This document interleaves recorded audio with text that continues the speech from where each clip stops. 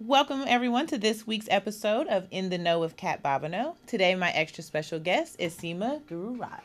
And how are you doing today? I'm doing great, Kat. Thanks. Thank you for joining us. And can you please tell us what you're doing as the founder and CEO of Circle? Yeah, so I started Square Circle last October. We launched at the Grace Hopper Celebration of Women in Computing, one of the largest conferences there. So we launched there. But really, what the company is about and what we're striving to do is provide women, specifically women technologists, a platform where they can grow their profile as technical experts and also be discovered by event curators, press, and media. Oh, wow. Yeah. And so, what got you excited about that, or what made you want to start your own business? Yeah, I mean, that's a great question. I think for me, I have to put on three different hats that Seema wore, and that kind of all married together, and that's how this was born. So the first hat that I wore was that of being the director of the Grace Hopper celebration. And every year, one of the biggest things that I felt passionate about, and also it was quite a pain point, was I would spend 2 to 3 months trying to find these amazing women technologists to put up on stage, right? Wow. So we would see, oh, this person with this big title, that person with that big title, but the point was, what are you going to talk about? What are you going to be up there on stage? What is it that you've technically just shattered the world with? Let's talk about that, right? Mm-hmm. So it was a challenge trying to find this, but we did find them. And then the problem became nobody heard of them after that. Oh, wow. Like, did you know the director of DARPA was an amazing woman named Arti Prabhakar? No, right? No. And that was it. Like, boom, after that stage, when you look at these top XXX lists, right, Mm-hmm. of amazing visionaries, they were nowhere to be found. And that was the tragedy. Mm-hmm. Well, the second hat I wore was that of being a woman technologist myself. That is my background. I was at IBM for 9 years. And so when I was in the corporate world, being a woman technologist, I often wondered who I was. What was my technical point of view, right? Mm-hmm. So I felt like, had I known that and had I had a little bit of maybe coaching or help, I would have been out there talking about the work that I did. So that was, um, you know, those were kind of the different forces that led me to say that I got to do something. I mean, in 2 years, if I still hear that visibility is a problem for women technologists, Right. and organizers and press and media are still asking, where do we find these people? It's going to be, I just don't want to hear that. That's why I started it. Oh no, I completely understand. Like we have this big push for STEM. We have this big push for women in STEM. Yeah. And then there's the question of those that may not be in that part of STEM like technology. Hmm. Well, where are the women? And Right. you know they're there. Right. They're all out there. You just now you're giving them a platform, Exactly. which is amazing. And so how long has Square Circle been out? So we've been out since last October. So we're a very young company. And in fact, in May, we're going to relaunch our platform with the new version that's scaled up. So, women can actually see the potential of the platform. And in August, we are moving to India as well. Okay. We're launching in India. There seems to be a huge cry and hunger for something like this there as well. Okay. So, moving to India, what do you expect is going to happen, or what are you trying to do when you're moving the company? And are you moving the company as a whole to India, or are you just going to start a whole new, like an India chapter and a Bay Area chapter? So we're going to start small. As with any startup, I think we want to start with the pilot, Mm-hmm. and see which direction the audience kind of takes us in. Okay. And here's the thing: what I realized, Kat, in doing a lot of work in the space and seeing, talking to a lot of women, fundamentally, they all want the same thing. Fundamentally, it's the same problems regardless of where you are in the world. imposter syndrome that's on a Mm-hmm. level that it's scary, right? Yes. Or if you kind of have that confidence, then the question becomes, what are you going to talk about? So those kind of issues exist anywhere in the world. So Mm-hmm. that part is fine. But I think what we did realize is how you approach the India market is going to be slightly different. Hmm. Here, I've made it a very democratic process. Anybody can join, right? You don't need anyone's permission from your company or somebody to tell you that you can join or you deserve the visibility. Right. Anybody can join. And in India, we might have to pilot a slightly different model given the Okay. cultural issues there. Okay. And so, what made you choose India as the market that you want to relaunch this? Yeah, I think I didn't intend to. I should be very honest here. I'm like, I'm still trying to figure out US, but um, so I am Indian. That's my roots. So I went on a trip to India this past December, Okay. and it was supposed to be a vacation, and I said, the workaholic in me couldn't stop. Oh So my I said, goodness. let me just figure out if there's a market for something like this there. And I was there in just a week, and in the week that I was there, I started getting people approach me and say, "Do you want funding? Do you? When are you starting? Is it already Oh. there? Can I go sign up?"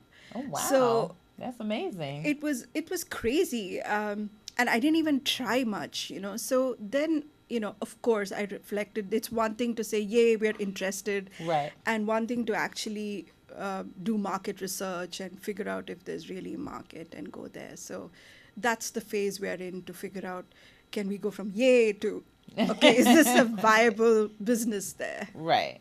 And so, do you think that having this platform for women in technology is needed, not just in America and India, but maybe around the globe? That there has to be a way for women in technology to showcase themselves and be proud of themselves and talk about what they're doing. Yeah, I think, Kat, you got to the heart of it. Somewhere down the line, something has happened where there's an opportunity elitism that's Mm. going on here, right? That's shutting off voices and perspectives that need to be heard. What happened? I mean, I always tell people, here's a fun exercise. We can try it right now on our cell phones. But if you go Google magazine covers just for 2016, I'm not even asking you to go back in time or whatever, Wired, Fortune, any of that, and you go look at the images there. Um, it's crazy. What happened? Like, why are we missing from the tech conversations? Mm-hmm. Why are we missing from talking about the future of technology? And you're absolutely right. Who said the future of technology is happening here? It could be happening in Atlanta. It could be happening in South Africa. It could Mm-hmm. be happening in India. We don't know that. And so I feel like this platform is a right way to bring technology to the forefront and to kind of bridge that gap that's happening with the opportunities that are currently either going to the same people, or even with the women, it's become an echo chamber. You hear the same women Mm-hmm. once they put themselves out there, right? Right. And I feel like that is the same throughout STEM. Yeah, Right. correct. So for my Absolutely. background is science, Yeah. and well, if you looking at media perspective, Mm-hmm. until the movie Hidden Figures came out, you didn't see Correct. women in science, like, Yes. and those women were still more computer science, technology, and than Uh-huh. actual physical science. Right. And I definitely see a lack of support and a lack of imagery of women in science, technology, engineering, and math. Correct. So your platform, do you know of a platform that's doing that for the rest of STEM, for science, engineering, math, or is So that needed too? that is needed too. I don't know of any. So there are speaker bureaus, right? And Mm-hmm. I'm not a speakers bureau. I tell people that upfront, and I'm not a famous job connecting platform. um, and the reason why I'm not a speakers bureau is I don't expect somebody who knows who they are, like they know who they are, and connect them only to speaking opportunities, right? Mm-hmm. I tell women, you need to feel comfortable regardless of where you're at in this visibility spectrum. like I don't even want to be visible, from that woman all the way to I know who I am, I deserve a bigger stage, right? Right. So that's who I cater to. And through coaching and various other services that I offer, we're able to kind of get them those opportunities and stages. Okay. Now, for STEM, it's needed, right? It's very needed. And fundamentally, if you think about it, I'm a platform. I can serve anyone in any kind of area, right? Um, as I grow, what I'd like ideally to happen is my opportunity bucket fills up with opportunities for women in STEM as well. Okay. Um, because right now, my strength is technology, being in the Silicon Valley, and the opportunities I'm getting, be it podcasts, be it press, media, speaking, kind of is in that direction. I'm able to help and serve them better. Okay. But yes, absolutely, there's no reason why this platform cannot help other women as well. Okay. And the platform that you've created, especially for the women in tech, where are they speaking at? Where can we see these women do their presentations, learn more about them? So where are they at? Yeah, so here's the thing. For every opportunity, the number of people fighting for it is very intense, Okay. right? And especially if they're the high visibility, high stage, high kind of, high visibility opportunities. If I flip hats and go back to my conference organizer and that perspective, they're looking for someone who can fill up the seats. Right. So, what do I need to do with my women to make them stand out and for organizers to take a chance on them, right? So, that discovery process has to change a little bit for the women. And the biggest thing that will help them is if they have videos of them talking. Okay. Right? So if I could see Kat standing up on the stage addressing someone, I can take a chance on you like that. Okay. In the absence of that, they will go with Mark Zuckerberg. Yeah, right. So I'm that's sure. my challenge. Right. So I am fighting a lot for my women to get opportunities. I'm looking at podcasts. I'm looking at, I've got them a magazine, writing technical articles, Okay. and they pay for that. So I've been giving them, but that's a process that will take time to develop them. I want them to be on TED Talk stages. I want them to be on the cover of Fortune magazine, and I'm going to get them there, but it'll take time. Okay. And so with with you moving your company to India, are you going to focus mostly on the India market first and then come back to the US and do the Fortune 500 or Fortune 500 and the Fortune magazine and the podcast, or are you try and do both simultaneous? Yeah, so it's going to be both simultaneously, and I have a team in India. Okay. So I create the vision and the strategy, but I have a team in India to help there. So definitely my time is not going to be shortchanged either way. It'll be 200% in both countries. Is that even possible? But that's a big, passion takes you a long yes, way, it right? will. And like we said, that's just the beginning, doing Yeah. a US market, doing an India market, then you can possibly take that to a Japan market, Yeah. a China market, an Africa market, which is an amazing Which is thing. amazing. Yeah. And so let's kind of switch gears a little bit and talk about what got you into technology in the first place. That's a great question. I've been reflecting on how I want to answer that. But here's the thing, Kat. So I grew up in India, right? So for me, I have visually seen the difference between the haves and the have-nots, socioeconomically, right? Every day. I knew my parents would always tell me, if you didn't study, you would be the help in the house, right? And if you studied, you would have a very comfortable living.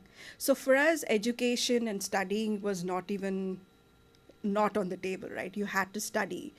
And with technology, my first, so we were fortunate enough to have these PCs, old-time PCs. And I used to play Prince of Persia. I know I'm dating myself here. But I That's okay. aced all the levels, right? I was that good. So I thought that, you know what, I got this thing. I know how to manipulate this thing called a computer. I got it. And in 10th grade, I actually took a course. And I believe they taught us BASIC at that time. So it was a very specific programming language course. And I failed it. Oh, I okay. did very, very badly in it. Um, Now, as an adult, I can tell you why. For me, nobody connected the practical aspect of what I'm learning in class to reality.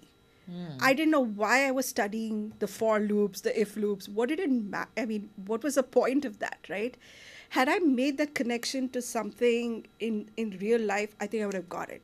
But I didn't. I studied it as if it were something that needed, you know, rote by rote almost, right? I didn't get it.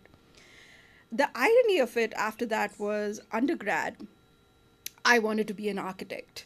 Okay. I'm a very visual person, so I was like, yes, that's my You're life. That's what I'm going to gonna do. build buildings, make them Build beautiful. buildings. I know I could build this glass building with a bridge. That was me, right? But I remember my father sat me down. And I had this option of getting into architecture, getting into computer science, and my father was kind of in that space. He was a structural engineer, so he knew that, and he told me, he said, you know what, it's going to be hard for you starting your own business, establishing yourself as an architect in an ocean of people. Computer science is budding, it's happening. I think you should go for it, learn it. Um, and I listened to my dad. Well, And he I was did right. He it. was right. I did it. And I think eventually, and I came here and did my grad school, and somewhere it clicked. And I also realized my pathway in computer science was still visual. So I gravitated towards UX. I gravitated towards that space, human computer interaction. And I found my home in computer science. Okay. That's a great story. And I think sometimes parents in the U.S., and I'm going to say this, and people might get upset, is they're not involved a lot of times in what their kids are doing, and they're not involved in saying maybe you should try this or this, and this is a budding program that you should do. Maybe not do architect, but it sounds like, and sometimes it works. Mm-hmm. Sometimes the student will go and do what their parent says, and they'll love it. And sometimes a student will go and do what their parent says and hate it. Correct, yeah. And so it seems like your path was, you were on computers, but it turned out to be something that you really love, Yeah. which is good. And going from undergrad to grad to here, what did you do at IBM? Like, how did you get into IBM, and what was your job title there? Yeah, so IBM, I got into storage management software. That was what I was working on. The first few years, I was doing quality assurance, and that was kind of the best way to learn, because you're pretty much tearing the product apart, and you got to think like a customer, not like like a person who's actually written the code, right? Right. So that was great. And then I realized that I was testing stuff so repeatedly, and there was an easier way to not have those mistakes even happen if I had a UI, right? Because if I had a front end and I put that there, I could force people not to make those dumb mistakes that I was testing, spending hours testing. Right. So I prototyped that, and I showed my team there, and it eventually made it into the product. It was very raw, ugly, but it made it into the product, and that was where my love for UI started. And IBM was amazing that way, the way they nurtured my interest and my career. Okay. I got to lead 3 products right after that. I got to be the UI lead on those 3 products. And I continued my journey there. And eventually, that was the time when I think people realize that while we spend 18 hours or so on a product, right? So Right. we know the ins and outs. And we were like, oh, if you put this variable, that variable, then the product is going to perform optimally. We knew that. Right. And then there was that phase where, the design thinking started coming about. And then, you were tuned to the fact that that's not how your customers even think. They probably don't even bring up your product most of the time. And that's when my shifting and my fascination and kind of pathway changed to working on HCI. And I led the version 1 of a small and medium business product there, and I led the UI team. Okay. And so going from IBM and doing this platform, before even doing the platform, you worked at the center. Did you work there first before taking, or not taking over, but creating your own, right? Is that how, Yeah. or was that the transition, or am I missing any pieces? No, no, no. You kind of. So IBM was going great. I was on a pretty good trajectory there, but life happened to me, Kat. Oh, I had a personal family situation, okay. and because of which I chose to resign from IBM. Um, so it was all of a sudden going from 18-hour working days to being at home with my baby. She was sick. But that was when my journey as a social entrepreneur began. Okay. So this was 2008. I, just wanted to meet like-minded individuals. We went to this sort of a meetup-y thing. Meetup wasn't even a platform then. But that's when I started my first Women in Tech group. It, Okay. it was in 2008, and within 3 years, we had 900 women. Wow. So I And that's just knew out here? that was in the Bay Area, Oh, and I wow. knew I was on to something. I couldn't quite figure out what. Although we started it very specifically focusing on ethnicity, it was for Asian women. Mm-hmm. I think by the end of it, we had everyone, because what bonded us was our love for technology. Right. And I realized technology was meant to be a unifier. I don't know Right. what happened along the way, right? Um, then I was also invited to be part of a think tank that focused on urbanization issues in India. Okay. So that was a transition. It's like, how did this engineer from IBM get to sit in the room with politicians from India? Right. Then. And she's talking about how to fix India now. What happened there? Um, but no, I mean, I think for me, that was really a pivotal moment. Like, I had two major aha moments there. One was I was seeing myself as a software engineer, right? Mm-hmm. I was putting myself in that box, whereas those people sitting in the room had no idea what I'd studied, where I'd gone to school. All they knew was in the room what I brought to the table. And they saw me as this creative, strategic person who gets things done, who's passionate about it, and who knows what she's talking about, right? Right. And that's what they respected. So that was my aha moment. Why am I boxing myself based on my title that somebody gave me? I'm more than my title. Right. Um, and the second aha moment I witnessed, and that's carried on in my life, is when like-minded people come together, and they converge along a common goal, magic happens. Mm. Magic. We got so much done. Oh, wow. And we really kind of impacted India. And then, yes, after that, I joined the Anita Borg Institute, Mm-hmm. where I was the director of Grace Hopper for 4 years. Oh, wow. And then I went into the corporate world, because I wanted to see what it took to actually create gender equity in an organization.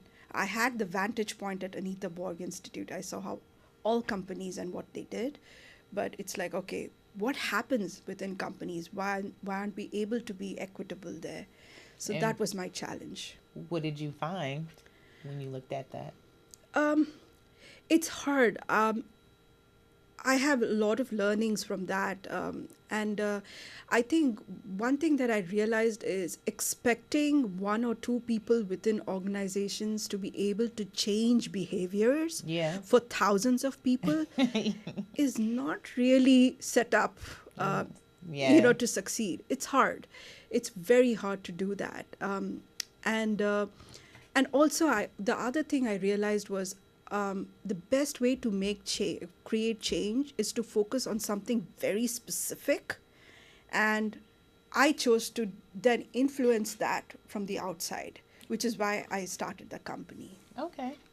And you started the company in October. Yeah. And so it's really been about 6 or so months since Six. you started it. Right. Have you noticed anything in those 6 months that since you started the company, or is there a lot of women coming to you for this platform? Like, what are you noticing with it? That's a great question. User acquisition hasn't been too hard. Um, However, having said that, I'm going to completely contradict myself.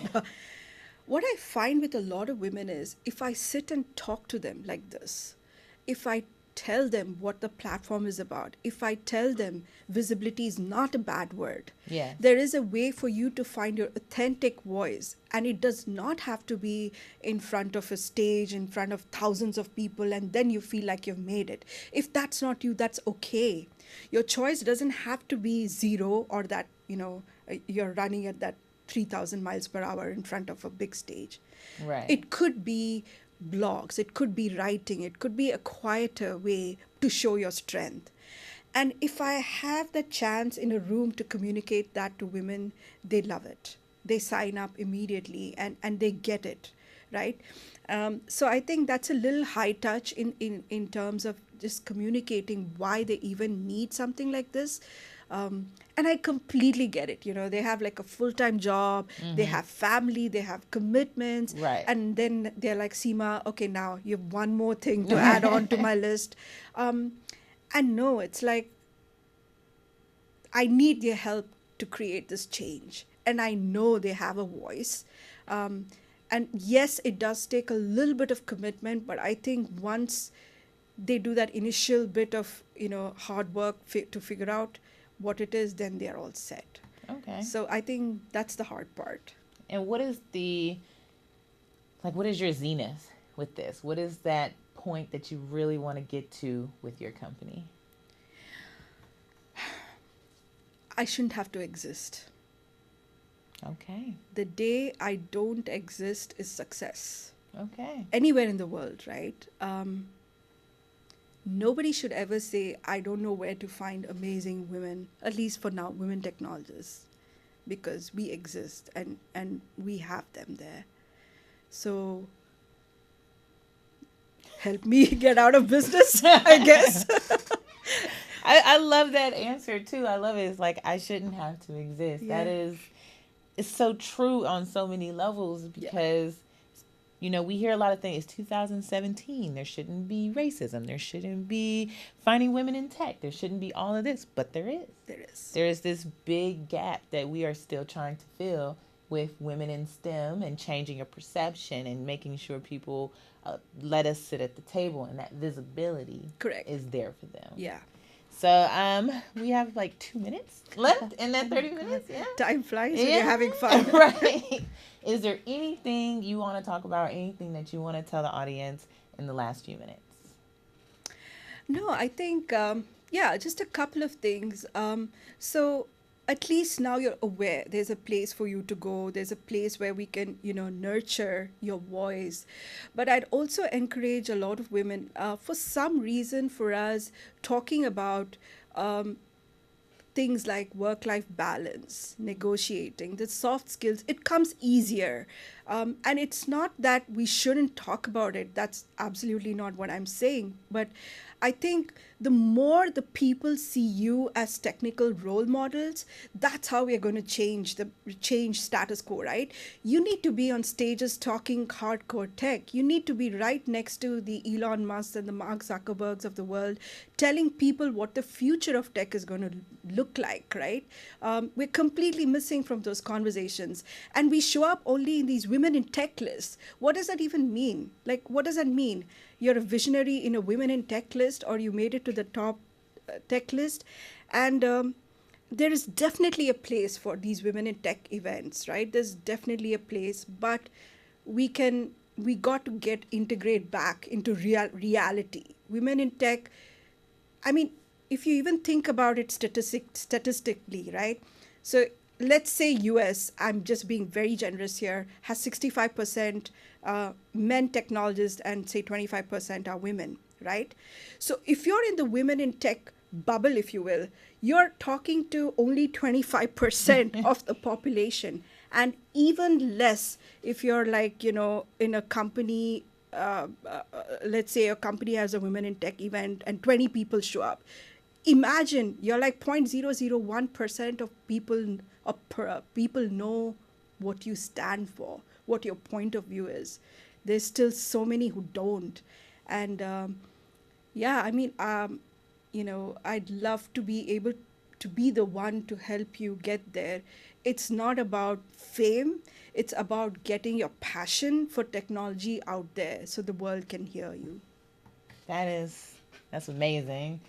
I mean, I'm not in tech, but I'm like, woo woo. I There we go. want to see this happen. I'm so thankful for you coming and being on the show and telling your story today. And I hope that this helps not just women but men in tech to see that there's women there, that they're doing this stuff, and that they're able to sit at the table, they're able to share their ideas, and some of those ideas might surprise you. They might take what we think we're doing in tech now to a whole nother level. Absolutely. So thank you again for coming. Thank you to my audience for paying attention and watching this week's episode with In the Know, Kat Bobino. As always, if you have any questions or if you would like to speak to Seema, you can always send them to me and I will forward them her way. And until next week. Thank you.